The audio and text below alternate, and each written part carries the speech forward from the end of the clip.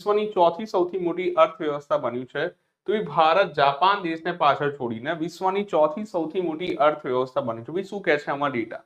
તો કહે છે ભારતે વર્ષ 2025 ના અંત સુધીમાં ભારતે જાપાનને પાછળ છોડીને આ સિદ્ધિ હાંસલ કરી. ભારતની જે કુલ જીડીપી છે હવે કેટલી છે? 4.18 ટ્રિલિયન, રાઈટ? 1 ટ્રિલિયન બરાબર તમે કહેશો કે ભાઈ 1 લાખ કરોડની વાત છે, આ 4 લાખ કરોડ ડોલરની વાત છે, ઠીક છે. ભારતમાં જે રૂપિયાનું આ મૂલ્ય લગભગ 350 લાખ કરોડ રૂપિયા જેટલીની કહાની થાય છે. સાથે સાથે આ યાદીમાં અમેરિકા પ્રથમ છે, ચીન સેકન્ડ પર છે અને જર્મની ત્રીજા સ્થાને છે.